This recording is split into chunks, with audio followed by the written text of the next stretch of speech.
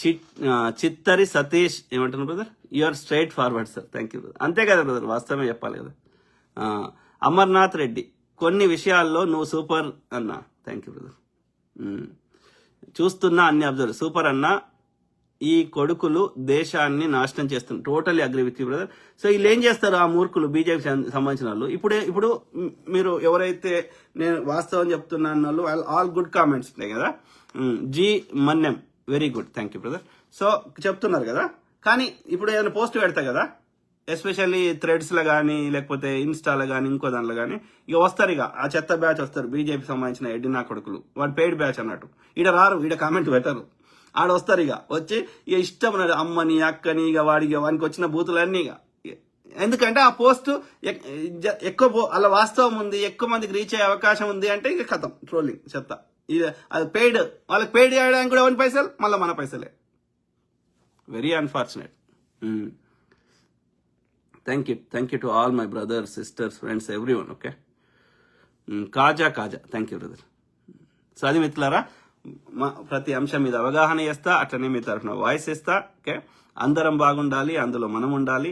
మన ప్రతి పైసా మనం కష్టపడ్డది, అది అందరికి అందాలి. అది మన ట్యాక్సులే కాదు, భూగర్భ ఖనిజాలు కావచ్చు, లేకపోతే నదులు కావచ్చు, అన్ని అందరి భారతీయులకి అందాలి. ఎవడో దోసుకుంటా అంటే చూస్తూ ఊరుకోకూడదు. ఓకే, అన్యాయాన్ని ప్రశ్నిద్దాం, మనం భారతదేశాన్ని అన్ని రంగాల్లో అభివృద్ధి చేసుకుందాం.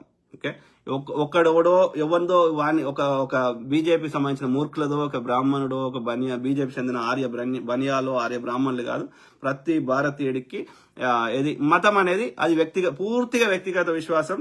అది నమ్మేటోడు నమ్ముకొని దానివల్ల ఎవరికి మూఢనమ్మకం వల్ల నష్టం జరుగుతుంది తప్ప అది కూడా వాని వ్యక్తిగతంగా జరుగుతుంది, అందరికి జరగదు, సమాజానికి జరగదు.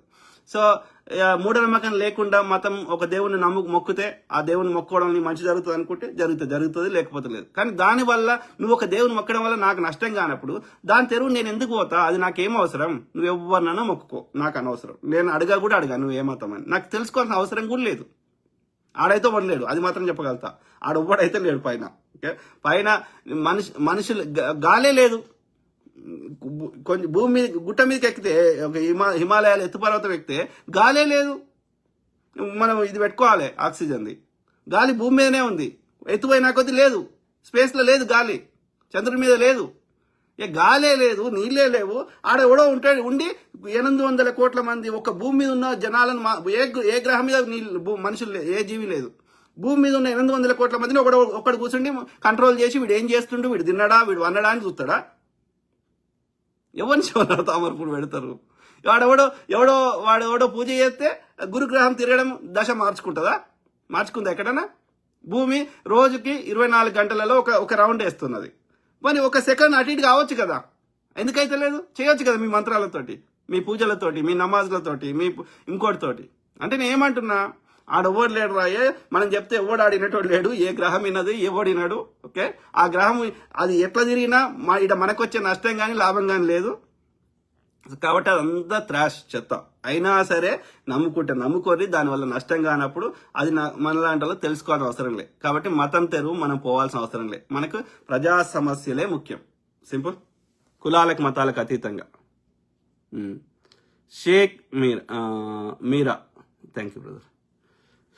మల్యాద్రి, అది ఎందుకు వచ్చింది దేవుడి కాన్సెప్ట్ అంటే, మనిషికి కష్టం వచ్చినప్పుడు, ఇంత టెక్నాలజీ లేనప్పుడు, వాని సకాలంలో వర్షాలు పడనప్పుడు ఏమైంది, పైన వర్షము ఎవడో కూర్చుండి పడవస్తున్నాడు అన్న ఆదిమానవుడి కాన్సెప్ట్ నుంచి వాడు అనుకొని ఏ దిక్కు దివానం లేనప్పుడు ఆ పైన మొక్కితే జరుగుతుందేమో అని అట్లా స్టార్ట్ అయింది దేవుడి కాన్సెప్ట్. దాన్ని అబ్యూజ్ చేసి దేవుడి పేరు మీద నీ బలహీనతని, నీ మానసికంగా మెంటల్ స్ట్రెస్, ఆ స్ట్రెస్ నుంచి నిన్ను ఉపశమనం చేయడానికి వాడు నీ బలహీనతని వాడు క్యాష్ చేసుకుంటున్నాడు అంతే. అది అన్ని మతాలు ఉన్నారు దొంగలు. ఓకే, మళ్ళీ ఒక మతం అనేది మళ్ళీ తిడతారు. సో ఏది ఏమైనా మనం ప్రజా సమస్యలే మనకి focus. Okay, let's make it simple.